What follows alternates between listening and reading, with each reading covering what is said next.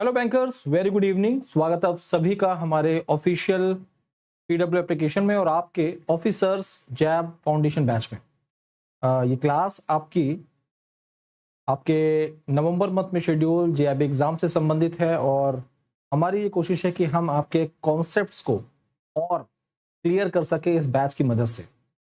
आपकी जानकारी के लिए बता दें, आज के दिन ये क्लास जो है 9:10 पर शेड्यूल है और कल से ये क्लास आपकी शाम को 5 बजे शेड्यूल होगी। ठीक है, तो आज के ही दिन ये क्लास इस टाइम पर शेड्यूल है। बाकी जो क्लासेस हैं वो आपकी शाम को 5 बजे शेड्यूल हुआ करेंगी। जैसे कि आने वाले दिनों में 28 अगस्त से आपके लिए एक एमसीक्यू बैच भी लॉन्च हो रहा है। तो आप फाउंडेशन बैच के साथ साथ में एमसीक्यू बैच कंटिन्यू कर पाएंगे और हमारी ये कोशिश है कि कॉन्सेप्ट के साथ साथ में अगर एमसीक्यू रहेगा तो इस पर्टिकुलर टाइम पर जब आपको प्रैक्टिस की रिक्वायरमेंट है तो चीजें और बेहतर तरीके से आपके लिए हो पाएंगी। ठीक है साथियों, तो retail banking wealth management module A, retail banking के बारे में हमें पढ़ना है। लेक्चर नंबर 1 है। लेकिन आज आप देख रहे होंगे कि आपका जो शेड्यूल है, शेड्यूल में वहां पर जानकारी दी गई है सिलेबस डिस्कशन के बारे में और इंट्रोडक्शन के बारे में। तो सारी बातें पढ़ेंगे आज की क्लास में, सारी बातें जानेंगे और आज से ही हम मॉड्यूल ए के तहत पहली क्लास की शुरुआत कर देंगे। आपको कॉन्सेप्ट बताना शुरू कर देंगे, क्या टॉपिक इंपॉर्टेंट है इस पर चर्चा हो जाएगी, जैसे कि आपके लिए चीजें आज से ही शुरू हों और आज से ही अपनी प्रिपरेशन को रफ्तार देते। ठीक है, तो साथियों प्रीवियस टॉपिक तो कोई कवर्ड है नहीं, इसलिए ये ब्लैंक है और कल से यहाँ पर एक टॉपिक के बारे में जानकारी आनी शुरू हो जाएगी। आज क्या पढ़ना है, सबसे पहले हम ये देखते हैं। आज की बात करें तो आज हम सिलेबस डिस्कशन, इंट्रोडक्शन ये देखेंगे, साथ साथ में रिटेल बैंकिंग के बारे में भी जानेंगे और आपकी जानकारी के लिए ये भी बताएंगे कि भाई एग्जाम में हर एक यूनिट से, मॉड्यूल से क्या टॉपिक्स बन सकते हैं, कितनी चीजें आ सकती हैं, ये सब जानना बहुत जरूरी है। उसी के हिसाब से आपकी प्रिपरेशन होगी, उसी के हिसाब से आप अपनी स्ट्रेटेजी को डेवलप कर पाएंगे। एग्जाम जो है आपका वो 16 नवंबर को शेड्यूल्ड है, paper 4 retail banking and wealth management. Exam GIB की बात करें तो 2 नवंबर से आपका एग्जाम की शुरुआत है। रजिस्ट्रेशन की डेट एक्सटेंड कर दी गई है 30 अगस्त तक। ये बहुत बेहतर बात है। जिन लोगों ने रजिस्ट्रेशन नहीं किया उनके लिए बहुत जरूरी है कि रजिस्ट्रेशन कर ले। ऑफर बहुत अच्छे चल रहे हैं इस समय और आपके लिए बहुत सारे बैचेस भी लॉन्च किए गए हैं। उन बैचेस का हिस्सा बनकर अपनी प्रिपरेशन को रफ्तार दे सकते हैं। ठीक है, तो सबसे पहले जानना जरूरी है कि जो पेपर 4 है आपका retail banking and wealth management RBWM, इसके अंतर्गत जो मॉड्यूल्स हैं वो कितने हैं? वो 4 मॉड्यूल्स हैं। Module A,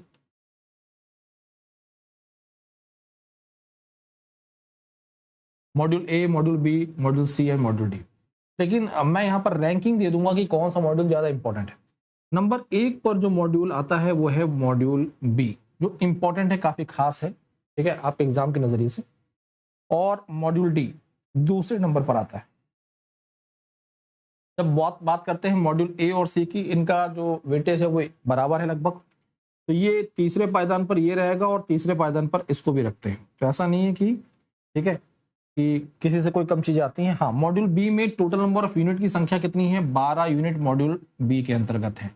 number of units भी ज्यादा है तो कंट्रीब्यूशन भी ज्यादा है और इंपॉर्टेंट टॉपिक्स भी इसके अंतर्गत आते हैं। ठीक है, retail product and recovery, NPA, liability product, securitisation, ये सारी चीजें जो है, product development process, credit card, debit card, customer requirement, artificial intelligence, remittance products, ये सब चीजें आपकी मॉड्यूल बी के अंतर्गत आती है। ठीक है, तो मॉड्यूल बी काफी इंपॉर्टेंट है। एग्जाम में न्यूमेरिकल्स कहां से बनते हैं?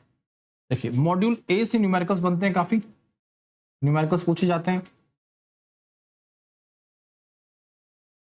और साथ ही साथ में मॉड्यूल डी की जब बात की जाती है तो मॉड्यूल डी के बाद कुछ एक्स्ट्रा एडिशनल रीडिंग मटेरियल दिया गया है आपके मैकमिलन RBWM की बुक में, वहां से न्यूमेरिकल्स बनते हैं। ठीक है, 1-2 न्यूमेरिकल्स आपके मॉड्यूल बी से भी आ जाते हैं कई बार। अब हम बात करते हैं कि देखिए, आपका पेपर 16 तारीख को शेड्यूल्ड है। आपके पास देखा जाए तो आप ये मुश्किल से 1 हफ्ता बचा है आपके अगस्त मंथ में, फिर सितंबर है और अक्टूबर मंथ, यानी कि एक तरह से देखा 70 दिन आपके पास, 70 डेज आपके पास बचे हुए हैं। इन 70 दिन के भीतर आपको सारे पेपर की तैयारी करनी है। किस स्ट्रेटेजी के साथ आप आगे बढ़ेंगे, क्या है, ये सारी बातें हम आपको बताते रहेंगे। पेपर 4 जो है आपका RBWM, इस पेपर में आप RBWM में आप 60 स्कोर कर सकते हैं बड़ी आसानी से, 60+। अगर सही दिशा जो बताई जा रही है, जो स्ट्रेटेजी बताई जा रही है, उसके हिसाब से आप आगे बढ़े तो। और आप सभी को पता है कि अगर आपको जैब एग्जाम एक बार में क्लियर करना है, जैब पेपर अगर आपको वन गो में क्लियर करना है, तो आपके एग्रीगेट कितने होने चाहिए? 200 होने चाहिए, है ना। आपके 2 पेपर लगातार शेड्यूल्ड हैं, PPB और AFM।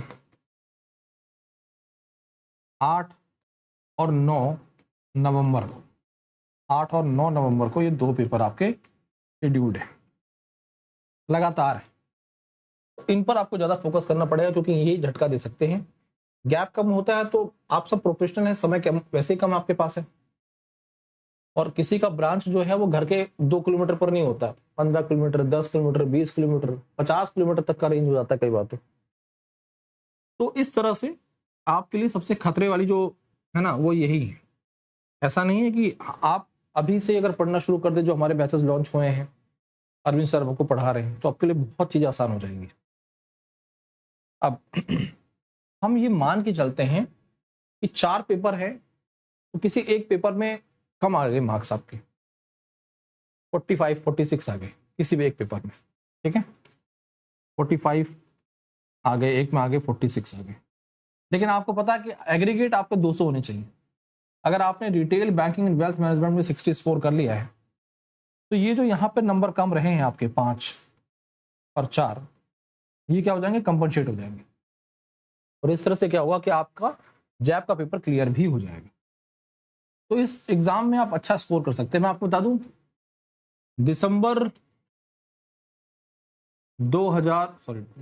नवंबर 2024 में आप ही जैसे बैंकर्स ने पेपर दिए और हमारे साथ पढ़े, वो 85 स्कोर किया उन्होंने। बहुत सारे बैंकर्स के 70+ आए। तो मतलब ये पेपर अगर आप सही तरीके से पढ़ ले तो अच्छा कर सकते हैं। अब एक और बात, मई 2025 का पेपर जो था, वो पेपर टफ था। 30 नंबर के तो 30 मार्क्स के न्यूमेरिकल्स आ गए। वो तो हम अपनी क्लासेस में रेगुलर न्यूमेरिकल्स कराते रहते हैं, मैराथन क्लासेस में भी न्यूमेरिकल्स खूब कराए हमने, कॉन्सेप्चुअल चीजें कराई, और पेपर बहुत अच्छा गया लोगों का, है ना।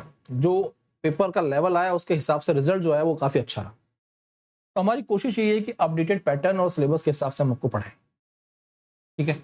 तो इस तरीके से आप इस पर्टिकुलर पेपर में अच्छा स्कोर कर सकते हैं, RBWM में 60+ स्कोर करके अपने GIB को सिक्योर कर सकते हैं एक बार में। मॉड्यूल A की बात करें तो रिटेल बैंकिंग से संबंधित है, बेसिक चीजें हैं इसके अंदर। पहला तो आपका यूनिट जो है उसमें इंट्रोडक्शन बताया गया है RBWM के बारे में। दूसरे यूनिट के अंतर्गत बैंक ऑपरेशंस और मॉडल्स के बारे में जानकारी दी गई है। तीसरे वाले मॉड्यूल में आपके कॉन्सेप्ट्स रिटेल बैंकिंग के और डिफरेंसेस बताए हैं होलसेल बैंकिंग के साथ।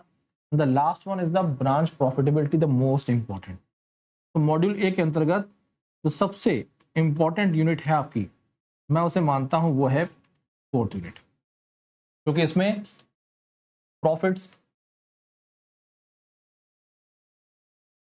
ROA, ROE, लेवरेज रेशियो, ये सारे न्यूमेरिकल्स हैं। इन सब से संबंधित न्यूमेरिकल्स एग्जाम में आते हैं, तो इसे तो विस्तार पूर्वक पढ़ेंगे। आज हम शुरुआत कर रहे हैं कि आज आपके RBWM के पेपर की शुरुआत हो जाए। यहाँ पर रिटेल बैंकिंग का इंट्रोडक्शन जान लें, और एक बहुत ही अच्छा टॉपिक है आपका बिजनेस मॉडल, बिजनेस अप्रोचेस, वो क्या है उसके बारे में पढ़ लेंगे डिटेल में, ठीक है। तो क्लास की शुरुआत कर देते हैं।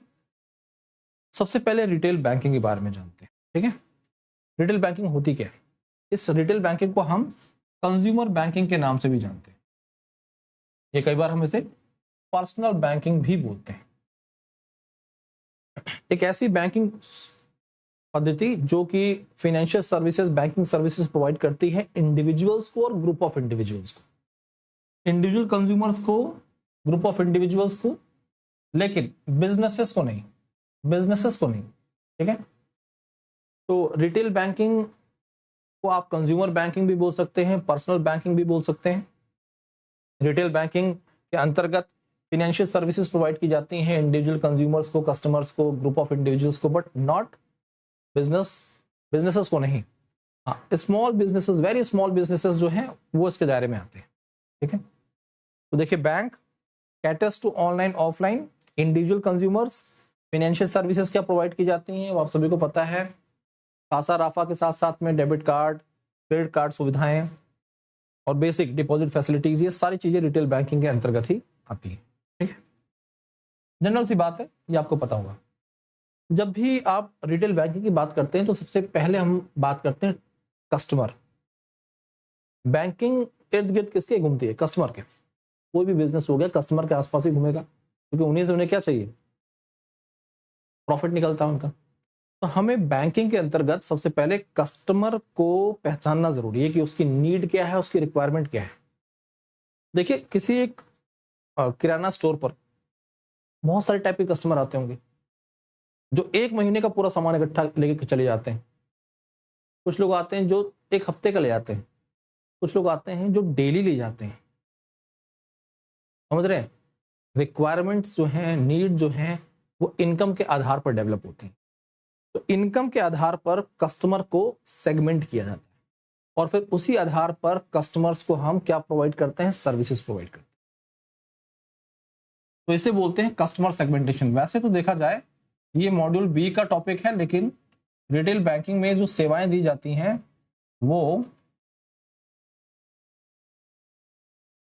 कस्टमर्स को दी जाती हैं, इंडिविजुअल कस्टमर को। और इंडिविजुअल कस्टमर को हम कैटेगराइज करेंगे इसके आधार पर, इनकम के आधार पर। और जब इनकम के आधार पर कैटेगराइज किया जाएगा तो इनकम लेवल,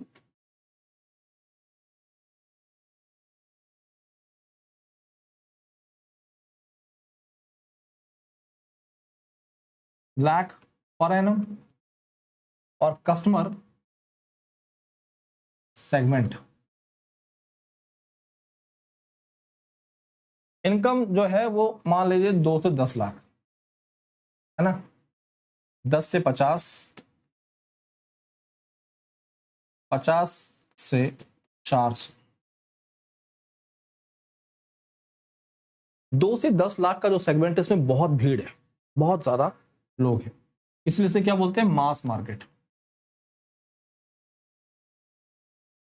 मास मार्केट। अब 10 से 50 के बीच में संख्या कम होगी, तो ये मास एफ्लुएंट है, मास एफ्लुएंट कस्टमर। 50 से 400 की रेंज सुपर एफ्लुएंट।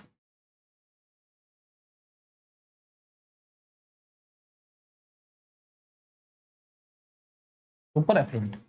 अब इसके बाद शुरू होती है कहानी हाई नेटवर्थ इंडिविजुअल्स की।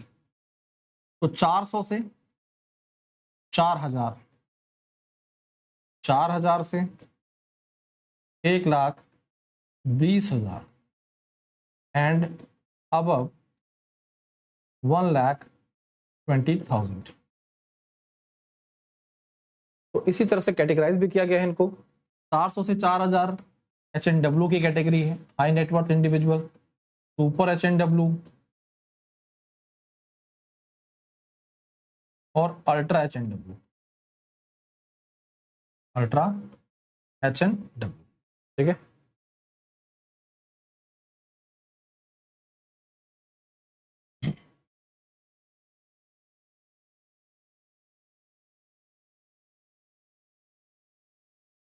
ये सेगमेंटेशन जो है आपको याद रखनी है, सेगमेंटेशन याद रखनी, क्योंकि इस पर बेस्ड एग्जाम में क्वेश्चन बन जाता है।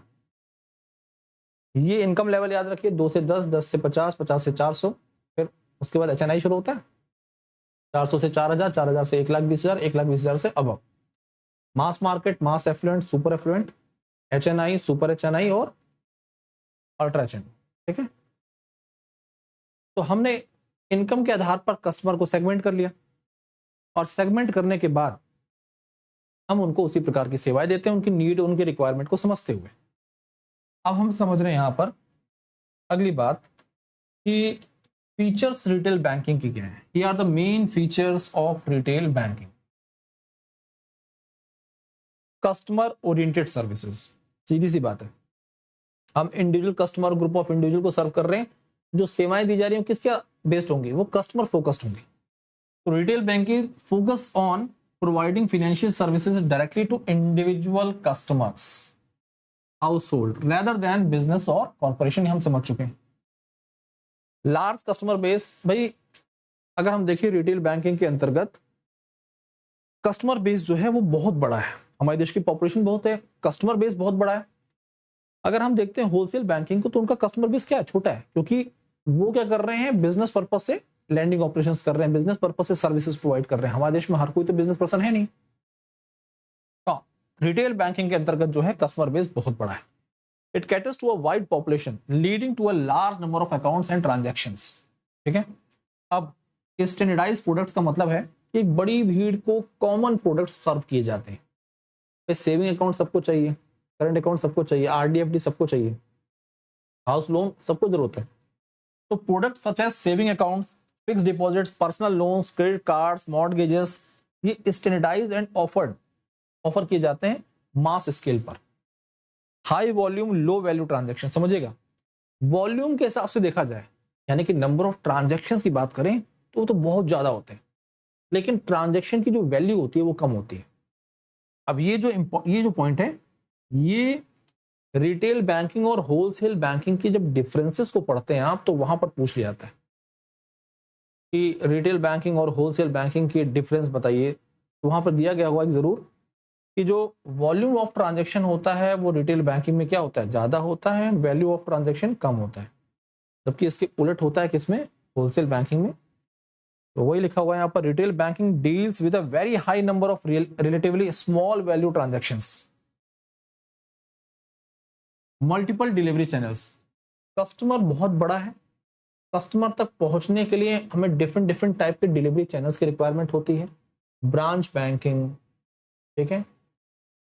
अगर हम बात करें ब्रांच बैंकिंग के अलावा ब्रांच एक्सटेंशन काउंटर्स, हम डिजिटल सर्विसेज की बात करें तो उसके अंतर्गत एटीएम्स हैं आपके, नेट बैंकिंग है, इंटरनेट बैंकिंग है। These are the delivery channels, multiple delivery, mixed delivery channels.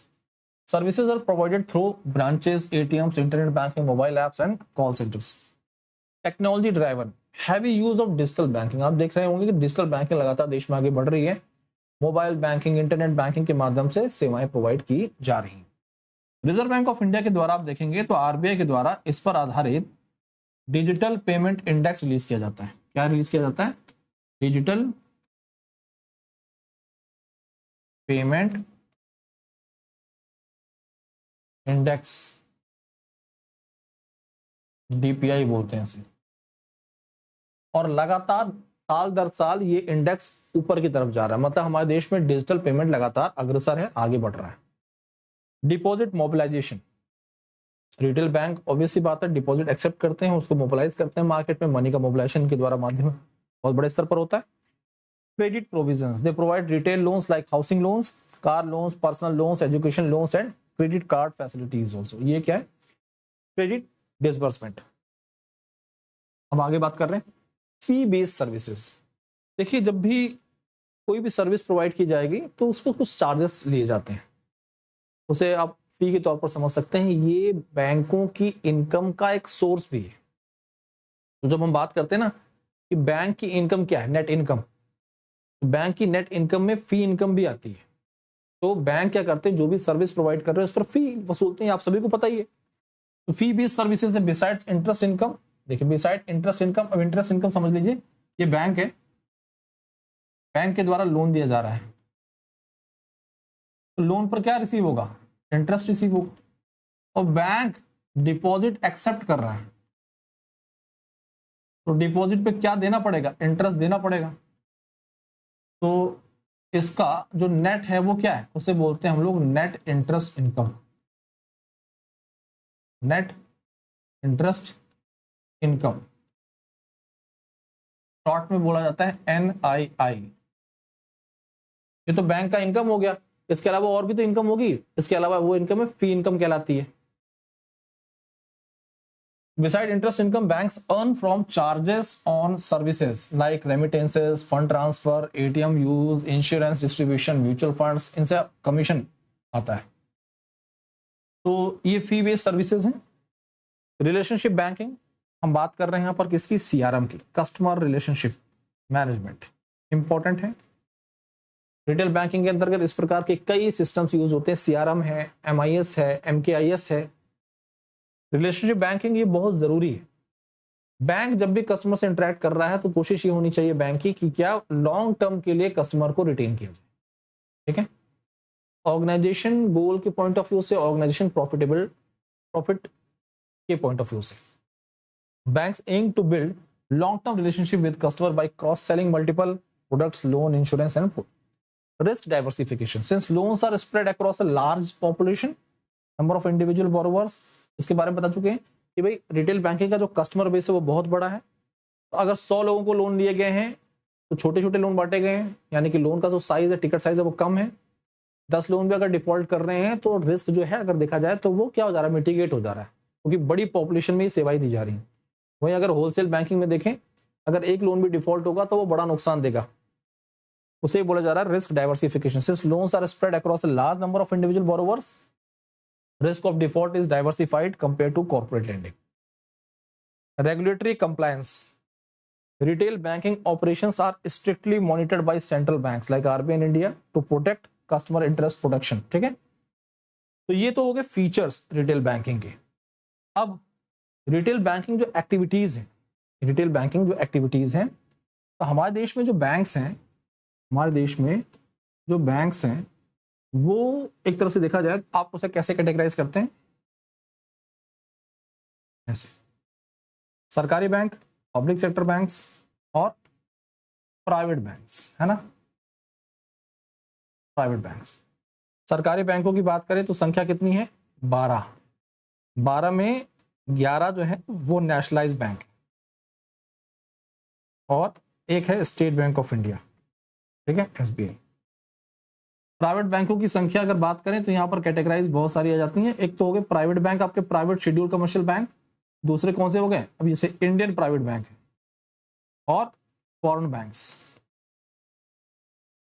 तो देखिए भाई, प्राइवेट बैंक हैं उसके हिसाब से उनके पास कैपिटल होगी, उसके पास उनके पास टेक्नोलॉजी होंगी, सर्विसेज होंगी, रिसोर्सेज होंगे। सरकारी बैंक है उनके पास उसी प्रकार से रिसोर्सेज होंगे। तो जब हमारे पास, जैसे कि हमारे देश में सभी जो भी आम आदमी है सबके पास पैसा बराबर तो नहीं है, सबके पास अलग अलग पैसा है, इनकम उनकी।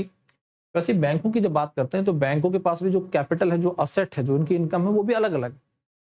और जब इसमें डिफरेंसेस हैं तो उसी के हिसाब से वो सर्विसेज का यूज करते हैं, उसी के हिसाब से वो रिसोर्सेज का इस्तेमाल करते हैं, टेक्नोलॉजी का इस्तेमाल करते हैं। तो बैंक जो है वो अपने ऑपरेशंस के लिए, अपने एक्टिविटीज के लिए, अपने प्रोसेस के लिए डिफरेंट अप्रोचेस का इस्तेमाल करते हैं, या अप्रोचेस अलग अलग इस्तेमाल। The role and importance of retail banking differ across banks and accordingly different models adopted by banks। ठीक है, हर बैंक का अपने अलग ऑब्जेक्टिव्स हैं, ऑब्जेक्टिव के हिसाब से वो अपने मॉडल्स भी सिलेक्ट करते हैं। The models adopted by banks varying among public sector banks, private sector and foreign banks। यहाँ पे बता दिया कि भाई सरकारी बैंक है, प्राइवेट बैंक है, फॉरेन बैंक्स है, उसी के हिसाब से वो अपने मॉडल्स भी सिलेक्ट करते हैं। जब हम बात करते हैं अप्रोचेस की, तो जो मेनली अप्रोचेस आते हैं, मेनली जो अप्रोचेस हैं रिटेल बैंकिंग के तहत, वो हैं 3 प्रकार के।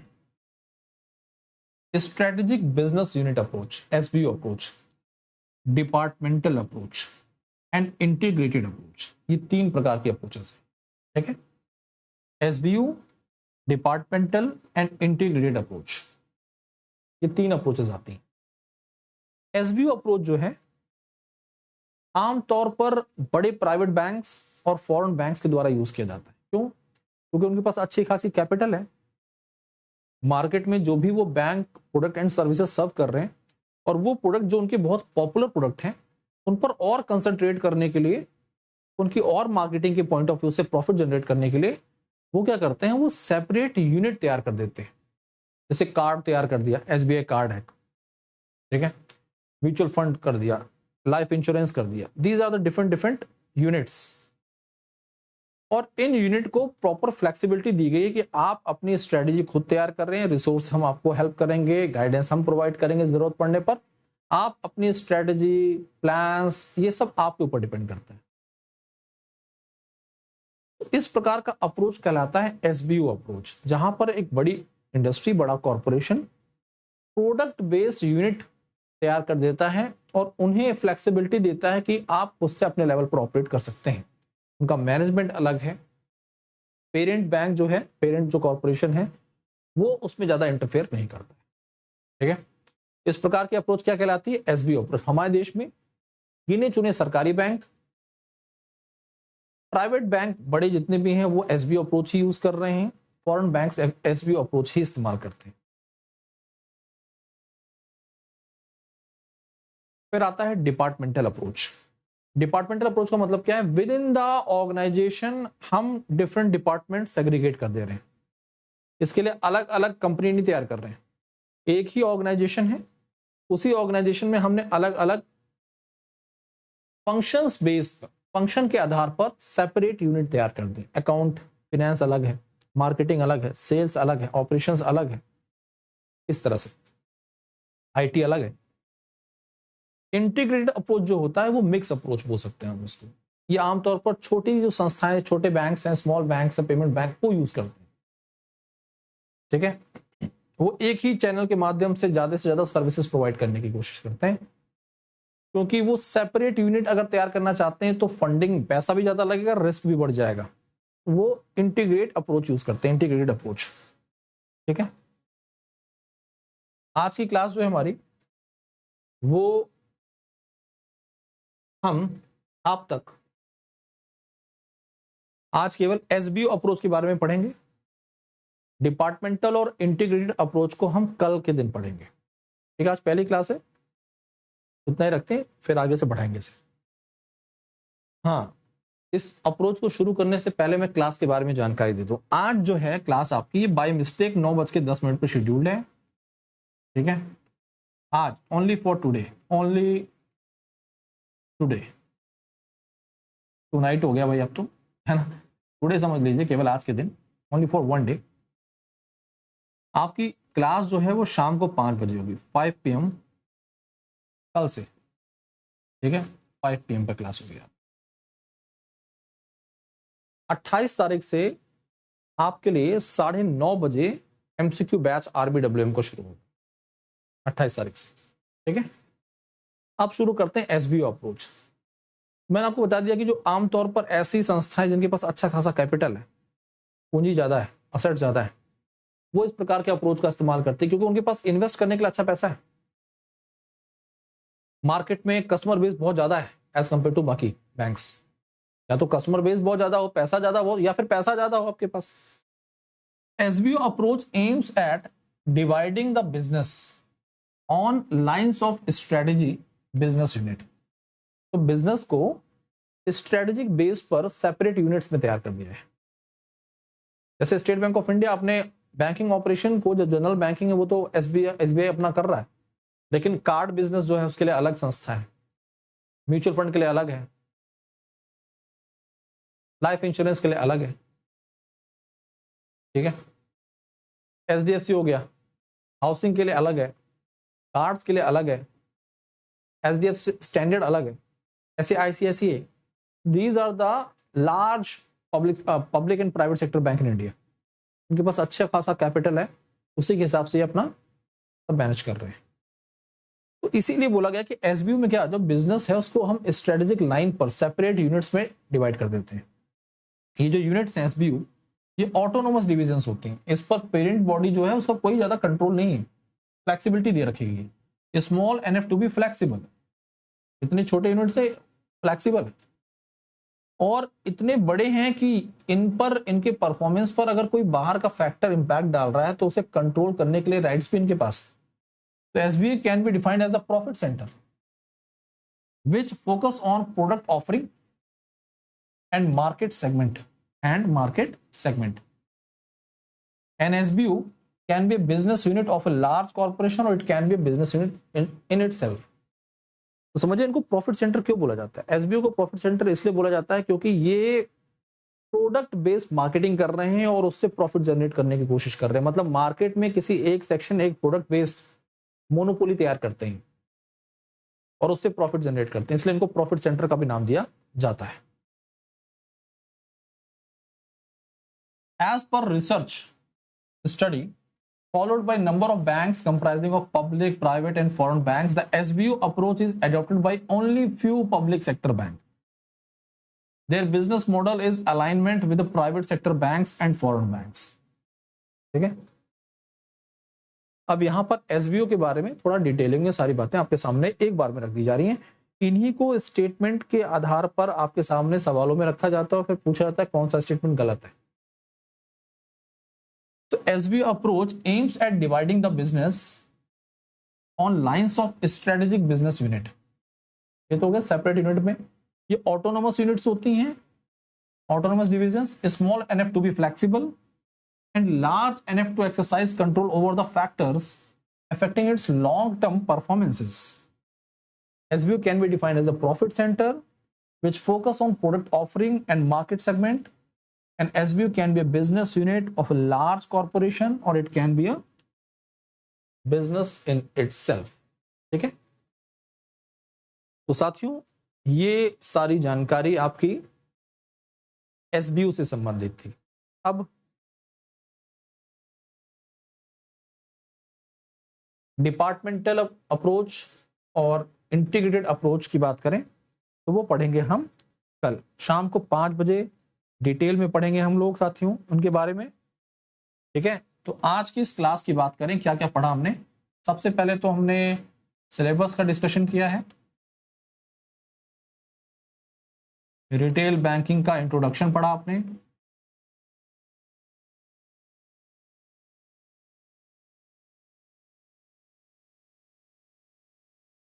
फिर बिजनेस मॉडल्स के बारे में जाना और बिजनेस मॉडल के अंतर्गत आपने एसबीयू के बारे में जाना है आज। कल के लिए tomorrow we will study about departmental approach and integrated approach. ठीक है, कल के दिन पढ़ेंगे। आपकी कोई भी डाउट्स हैं, कोई भी क्वेरीज हैं तो आप बेफिक्र होकर इस टेलीग्राम चैनल पे जुड़ सकते हैं और अपने सवालों को पूछ सकते हैं।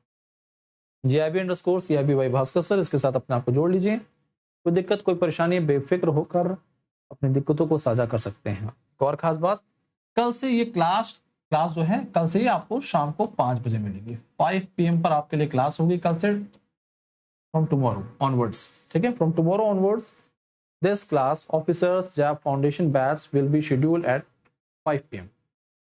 ठीक है, मैं इसके बारे में आपको टेलीग्राम पे और भी विस्तार पूर्वक जानकारी दे दूंगा। तो आज के लिए, अभी के लिए इस सेशन को यहाँ पर एंड कर रहे हैं हम लोग। ठीक है, तो बाकी बातें कल होंगी। आप लोगों को कोई भी दिक्कत परेशानी है तो आप बेफिक्र होकर मुझसे पूछ सकते हैं। ठीक है साथियों,